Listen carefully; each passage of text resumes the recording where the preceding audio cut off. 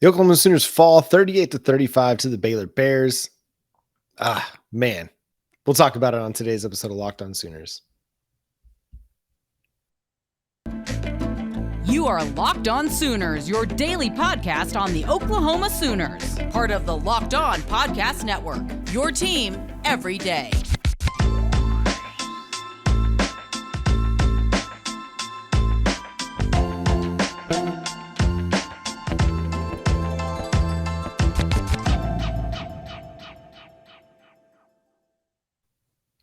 What's up, Sooner Nation? Welcome to Locked On Sooners. Thank you for joining us. Today's episode is brought to you by LinkedIn. LinkedIn Jobs helps you find the candidates you want to talk to faster. Post your job for free at linkedin.com/lockedoncollege. That's linkedin.com/lockedoncollege to post your job for free. Terms and conditions apply.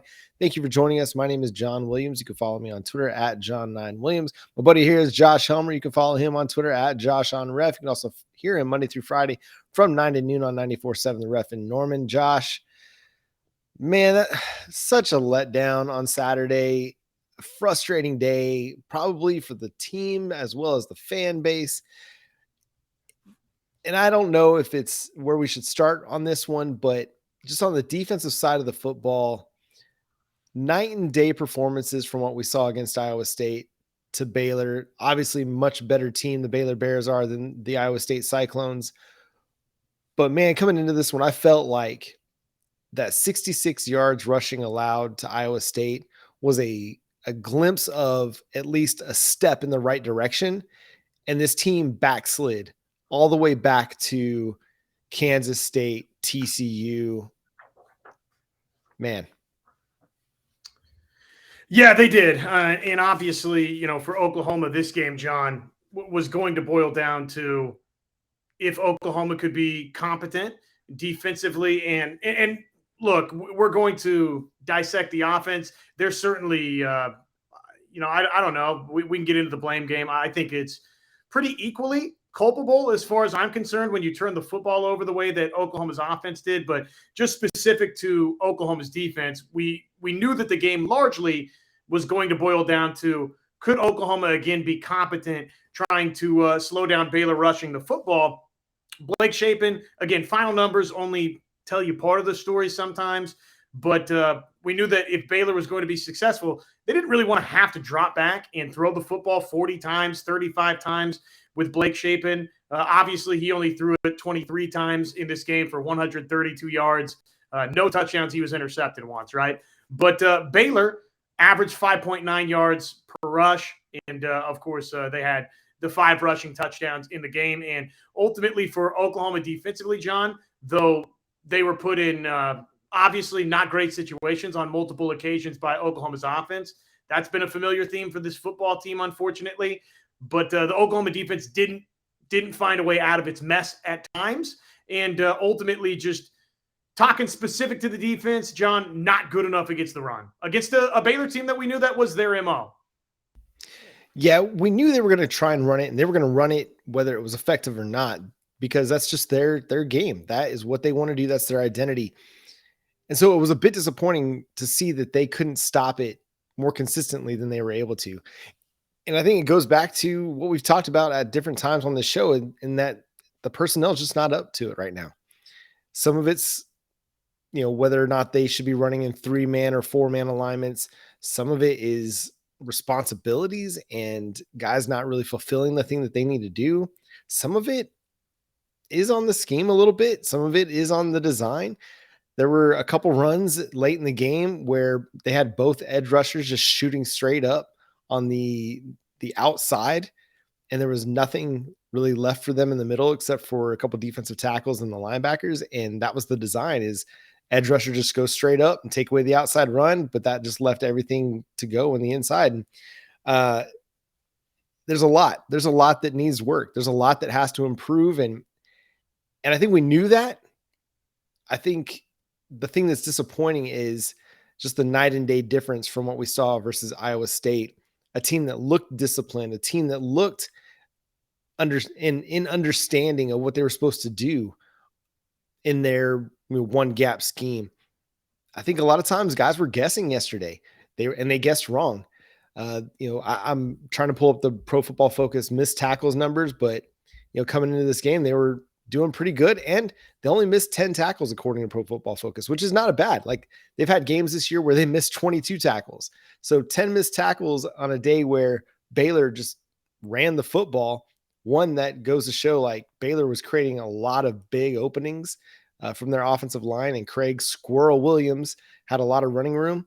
But yeah, I mean, the one missed tackle I remember that was as egregious as any play was Key Lawrence has a chance to bring down Williams right in the hole for about a 6-7 yard gain, but drops his head and completely whiffs on it. And I think that play right there, along with some untimely defensive penalties, were kind of the microcosm of the game, because the defense did get stops at times. They did make plays to put Baylor in 3rd and long, 4th and long situations. I mean, there was a 4th and 7 and Baylor picked it up and converted it really easily. But then there was a play where David Agwebu makes a 5-yard tackle for loss to make it 3rd and 13. And then we got the penalty by Isaiah Coe, which I was talking to somebody about it today. And, I really think, I don't think he's trying to grab the face mask. I think he's just kind of trying to grab something as the Baylor blocker is just, bullying him to the side. But that penalty was a killer, man. Instead of 3rd and 13, now you're 1st and goal at the 7, and it's a totally different situation. And so that was just a microcosm of what this game was.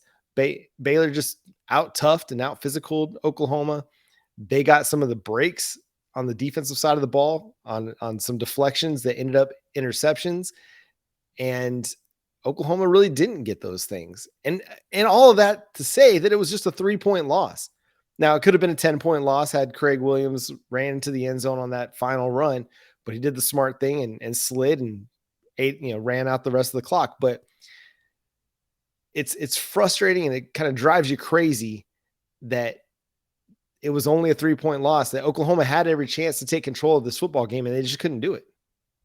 Yeah, and look, I don't know if it's in this show or later this week where we kind of do some wide-ranging takeaways, not just break down sort of the structure of how the game played out. But if you're ready to dive into large-ranging takeaways from this game, John, I think, obviously the offensive mistakes, we touched on that, didn't really delve totally into it. But to me, this game kind of boils down to one overarching thing for Oklahoma.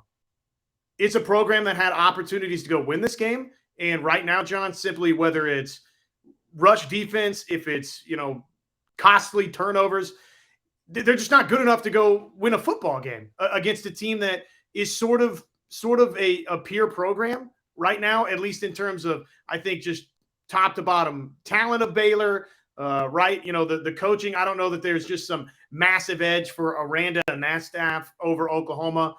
Oklahoma had chances to win this game, John, and they didn't take said chances to win this game. So trying to drill down into why is that the case, both defensively and offensively, that's kind of where we're at with Oklahoma, right? Why is this a mediocre football team right now? Why are they where they're at in the win-loss column? And how do you get anything somewhat fixed before this year is over? Because I still believe there's 3 winnable games for Oklahoma, and I don't think you have to chalk this season up as just some massive loss for the Sooners either, right? We kind of knew that this game versus Baylor was going to be the point the compass in one direction or the other for Oklahoma. Obviously, it's disappointing that in a game where, again, I think that you did have chances, even in the second half, John, to go win this game, they couldn't get it done. I don't know that it means that this season has to be a total wash, but we're kind of at that point, right? We're at the breaking point to where now these final couple of games, what does this team still have left in the tank, or is this going to break the camel's back, so to speak? Yeah, it is a frustrating performance, and it's one of those that as we look to the end of the season, there's still opportunity to turn it around, at least finish on a high note. It's a bummer. You have 4 Big 12 losses, but you got a chance to kind of pull to 3-4 in the Big 12 play and finish with 8 wins on the season if you can, run the table over the final 3 weeks. But we'll talk about the offense a little bit here coming up next. We'll have some more bigger takeaways from this game as well. But first, Josh is going to talk to you about LinkedIn. LinkedIn Jobs, they are here, ladies and gents, to make it easier to find the people that you want to talk to faster and for free. You obviously want to hire the best personnel that you possibly can. LinkedIn Jobs, they're going to make that possible for you. Create a free job post in minutes on LinkedIn Jobs to reach your network and beyond to the world's largest professional network of over 810 million people. It's simple. Then you just add your job and the purple hashtag hiring frame to your LinkedIn profile to spread the word that you're hiring so your network can help you find the right people to hire. They've got the simple tools like screening questions that make it easy to focus on candidates with just the right skills and experience so you can quickly prioritize who you'd like to interview and hire. It's why small businesses, they all rank LinkedIn Jobs #1 in delivering quality hires versus leading competitors. Post your job for free at linkedin.com/lockedoncollege. That is linkedin.com/lockedoncollege to post your job for free. Terms and conditions apply.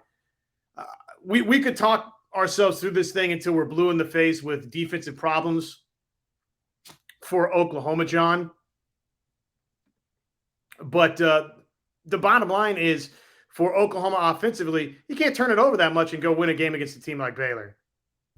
No, not at all. And you look at the interceptions, a couple of them, I chalk them up as fluke plays. Like the first one, the defensive lineman just kind of gets his hand out there on a play that's like right at shoulder height. He has Daniel Parker running the slant, picking up a first down, but the defensive player makes a good play on it. He gets his hand out, but it goes up in the air as opposed to just knocking it down, and it's an interception. That's an unfortunate one. You hate to see it. I don't necessarily put that all on Dillon Gabriel. The defender made a really good play. The second one, that's a tough one, man. He's throwing a 50-50 ball across the middle to a player, a receiver who's fairly well covered. I still contend that was defensive pass interference, about as egregious of a defensive pass interference as you'll see. The guy's got both hands on Braden Willis as he's trying to make it across the middle, and Willis puts a paw up there to try to make a play on it, and you can't fault him for it. A player is going to make a play, and then again, the ball gets tipped up in the air as opposed to falling to the ground. That's a second interception. That third one by Dillon Gabriel, just trying to make a play. It's not a good throw. It's not a good decision, but he's trying to make a play, trying to get something going. And that combined with penalties at inopportune times, it hurts. And people want to talk, I've seen people on Twitter telling me like, don't blame the refs for this game. Well, listen, that second interception that should have been called back because of defensive pass interference, and this is all I'm going to say about it, that led to 3 points. The final margin of victory was 3 points. It has an impact. It definitely has an impact on the game. So the offense was good at times. And I get what people are saying. Like they put up 499 yards rush or total yards. They were 10 of 15 on third down. They were 4 of 5 in the red zone. It was a solid performance for the Oklahoma Sooners offense, but it felt disjointed. It felt herky-jerky. Like there was never really any momentum gained. They had a great opening drive, and then they had the big play to Marvin Mims. And you're looking at this, you're like, okay, things are going pretty well for Oklahoma. But it just seemed like as soon as things started to go well, there was either a mental mistake or an interception, something that, or the failed fourth down conversion that just killed it, just killed all of the offensive momentum that they had. And it seemed like they were really having to struggle to get that momentum back throughout the game. Just looking at the drive chart, I think tells you about kind of the bumpiness that you're talking about. Obviously, great start, 10-play, 75-yard drive to jump in front right out of the chute. But then the interception that you detailed, comeback, touchdown, interception, downs, touchdown, interception, missed field goal, punt, touchdown, right? So it shows you kind of just there wasn't really that consistent touchdown, field goal. Oklahoma never really did, whether it was based on turnovers or give Baylor credit, for some nice defensive plays as well. Obviously, the stop on downs was a huge sequence in the game, but whatever it was, right, never really completely settled in offensively, and it didn't have the feel that Oklahoma had settled in offensively. Kind of both sides of the football, John. That's why I don't know that you look at this game and even though Oklahoma, was near 500 yards total offense, because of the turnovers that you lost and just the, again, herky-jerky nature that you described offensively, it to me was, it was a team loss, right? I know that a lot of people probably want to point more fingers at the defense for this loss to Baylor, but I think that there's blame to go around on both sides, John. I 100% concur with that. I really think that it was one of those games where you needed, somebody to step up and make a significant play. And while, Eric Gray, I think, was kind of the best player on the field for Oklahoma on Saturday, it just didn't seem like there were enough guys stepping up to make plays. Yes, the offense put up 35 points. Yes, they racked up 500 total yards. At the end of the day, though, it's a loss, and it could have been better. Like they could have had a better performance. It was not as efficient as it needed to be. It wasn't as explosive as it needed to be. And it wasn't a great coordinated attack. Again, a good performance, a solid performance, but it wasn't good enough to win. And I hate even throwing any shade at the offense because, again, 500 total yards basically.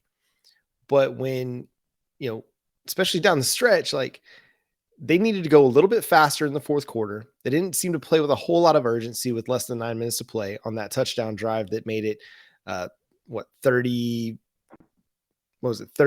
20 or 38, 35, I think is what that drive made it. And then left about 4 minutes left to play on the clock. Like I felt like they were just kind of doing things pretty methodically and very intent on running the football, where that's a situation where you probably need to try and score as fast as you can so that if you need to, kick an onside kick or have as many possessions as possible so that you can get back in the game and potentially take a lead. Well, when Baylor got the ball back with 4 minutes left to play, that was all they needed. And it was ball game. They ran a beautiful 4-minute drill on a defense that just couldn't stop the run. Again, we talked about it a little bit earlier in the show, but just offensively, I just felt like, it wasn't really in sync today. And Baylor, they've got some good defenders, especially along that defensive front, that make things very, very difficult. Overall, I thought the offensive line played pretty well. They put up, Eric Gray ran the ball well. Dillon Gabriel had opportunities to run as well. And I didn't feel like Dillon Gabriel was under pressure a ton. According to Pro Football Focus, he was only under pressure on 9 of his dropbacks out of 40, which, that's pretty decent. Like 22% of his dropbacks was he under pressure. And even then there was only a couple times where I felt like, okay, they really got to him on that one. Otherwise, I felt like he did a really good job at avoiding the pressure and getting outside the pocket, trying to make a play, using his feet to scramble. So I thought the offensive line played pretty well against a really, really good defensive front. They ran the ball effectively with Eric Gray. When it wasn't somebody named Eric Gray, the running game was a little bit up and down. It was not great. The 4th and 1. At this point, why are we using anybody other than Eric Gray in short yardage situations? He knows the game. He knows what he's supposed to do on that. And that's just get upfield fast, find a hole and get there, as opposed to standing in the backfield, dancing around, waiting for a long developing run. First of all, why are we calling a run like that on a 4th and 1 where they know you're going to be running the football? Let's make sure it's going to be something that's a dive play, off tackle, get the ball in the running back's hands, let him just go full head of steam moving forward. Again, I love Mark. I'm a Marcus Major fan. I'm a Javonte Barnes fan. I just want to see Eric Gray with the ball in his hands in a crucial situation. And that was a crucial situation. And they decided to take it out of his hands and give it to somebody else. You could have put it in Braden Willis's hands, and I'd have been even more pleased with that. They opened the game with a Braden Willis run, a little, sweep to the tight end on the outside, and it was effective. I would have loved to see them use him more in that short yardage situations, but they didn't. So yeah, it was a game where I felt like both the offense and the defense, Josh, weren't able to find their footing. I don't feel like they had a great grasp of what Baylor was wanting to do on either side of the ball. And some of that kind of comes down to coaching. And when you lose 38-35 and you have discipline issues, as Brent Venables alluded to in the post-game press conference, that's a player thing. Absolutely it is, but it's also a coaching thing. If the players aren't playing disciplined, then they're not being coached to play disciplined as well. They're not being held accountable to playing disciplined. And that's been an issue for a lot of this year. you know, offensively, when we look at this game, I hear what you're saying. You know, the theory of Marcus Major in a short yardage situation like that because of his build, right? It makes sense. But I hear what you're saying, which is, look, right now, Eric Gray's the best offensive weapon, maybe top to bottom for Oklahoma. And that includes Marvin Mims, who has largely been fabulous for the Sooners. But Eric Gray's got to be in that consideration, right? So when that is what it is, even if Eric Gray doesn't physically have the type of mold that maybe you would want in a 4th down and 2, a 4th down and 1, a 4th down and half a yard, I'm okay with giving it to Eric Gray, right? Because he's been one of your best offensive weapons. I think that's a fair critique for you. I just think big picture for Oklahoma, John, this game showed us a couple of things. Number one, the most obvious of all is, whether it was the way Oklahoma dialed it up, right? Whether it's the size of your quarterback being part of the reason that you end up with a tipped ball interception, whether it's you just, give credit to Baylor. Turnovers like that, man, are hard to overcome when you don't create a bunch yourself, right? And for Oklahoma, this is an offense right now, John, that, look, it's not capable really of bailing Oklahoma's defense out. Maybe in years past, you were capable of doing that with the Baker Mayfield offense, with the Kyler Murray offense, even at times with the Jalen Hurts offense, right? You're not really capable of doing that right now offensively. So Oklahoma, man, it's just, I guess from that standpoint, you're not elite enough really on either side of the football to give yourself that wiggle room. And once you pull even with the big pass to Marvin Mims, you just kind of look at that one set of series in the second quarter, John. I mean, ultimately decides the game. Baylor gets up by 10 points again, and Oklahoma kind of never really quite got back, right? And that's the mark of a team that is just that, an average to bad football team. You hate to describe Oklahoma as a bad football team, but kind of in that neighborhood right now. They're doing the things that bad football teams do to lose games. And we'll kind of talk a little bit through a few more of those things and have more takeaways. But first, I want to talk to y'all about BetOnline. It's the fastest and the easiest way to bet on all your sports needs. Find all the latest player developments, team matchups, and news. Always get in-depth analysis for every game over at BetOnline. It's your continued source for all your sports wagering information with live betting and up-to-the-minute scores for every sport. The fastest and the easiest way to check in on all your favorite games and events, including Major League Baseball, MMA, boxing, and golf. So head to the website today or use your mobile device to learn more. BetOnline is where the game starts. And hey, thanks for making Locked On Sooners your first listen every single day. When you're done with us, go check out the Locked On Sports Today podcast with our guy, Peter Bukowski. He brings you all of the latest and the biggest stories in sports in under 20 minutes. Go beyond the scoreboard and behind the scenes with the local experts and insights only Locked On can provide. Locked On Sports Today, available on this app, YouTube, and wherever you get your podcasts. So you talked about the way that they kind of ended the second half, and another big miscue was as they're driving, they're trying to get into field goal range, and Andrew Rain, with the illegal hands to the face, unfortunately knocks Zach Schmidt to kind of the place he hadn't kicked from yet this year. He hadn't had an attempt beyond 50 yards this year. Shanks that one. I say shanks it, but it just kind of pushes wide there at the end of the kick. An unfortunate moment because that was a chance where they could have tied the game going into halftime. Instead, they're down 3. Baylor gets the ball to start the half, comes out, scores an immediately 10-point lead for the Bears. Just those little things, the little parts of this game were big moments in this game ultimately. And you hate to boil it down to one play or one moment, because the overarching thing was that Oklahoma wasn't good enough. And I think that's what you talked about. But when you're not good, you make those kind of mistakes that ultimately cost you.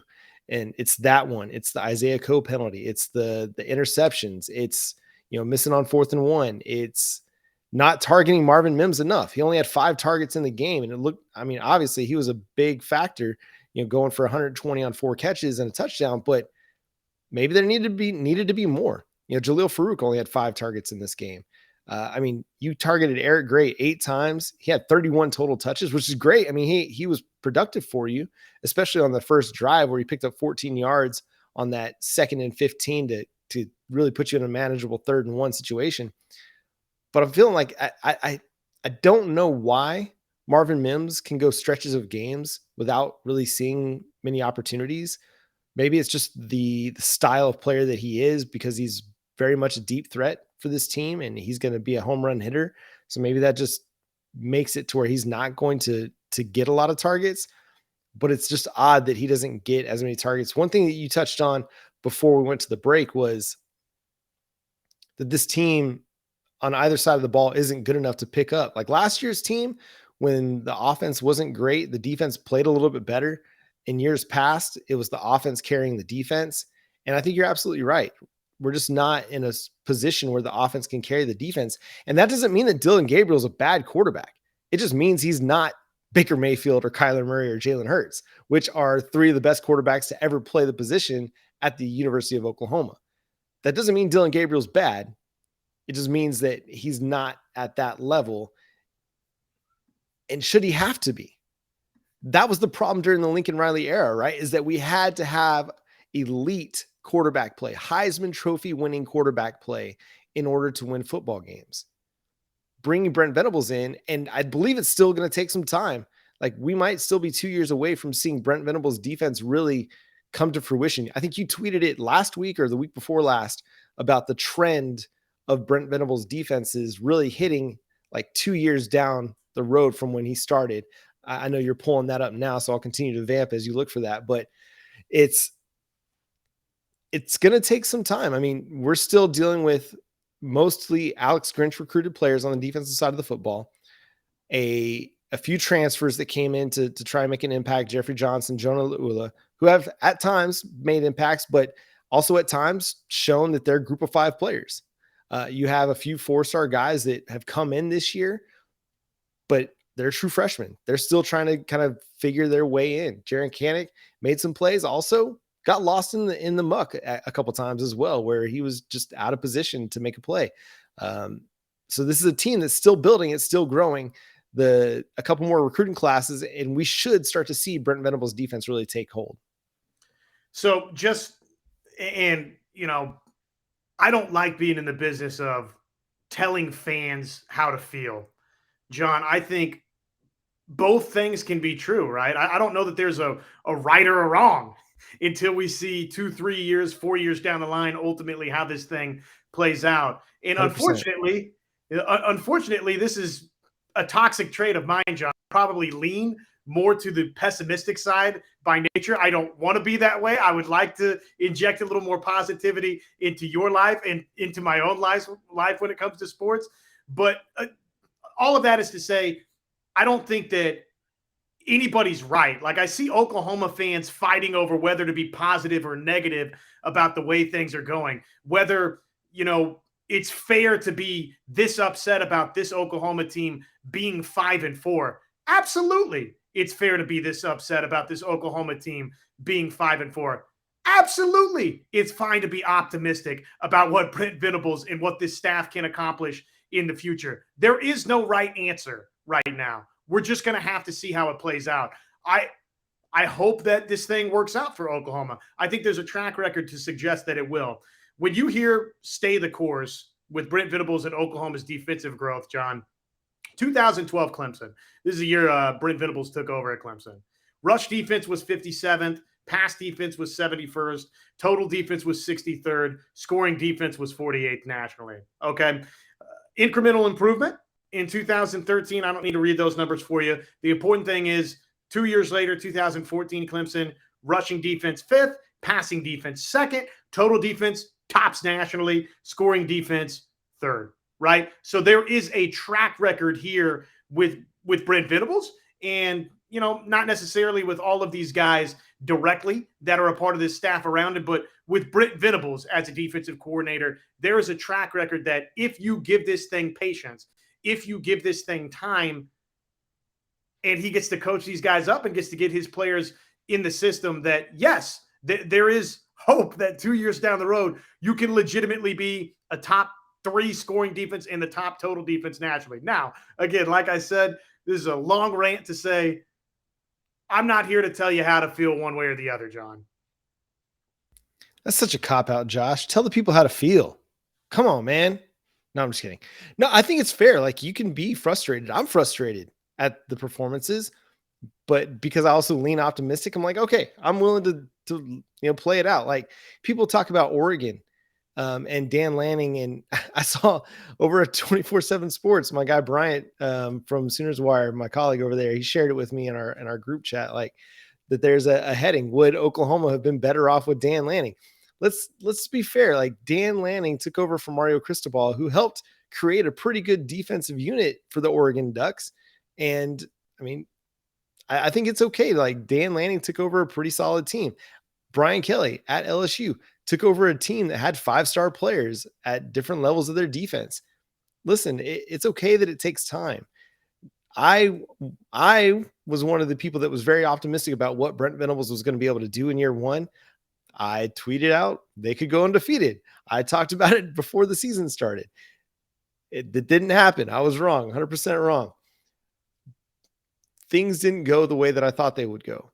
That doesn't mean I don't think that Brent Venables can still build a very successful program at Oklahoma.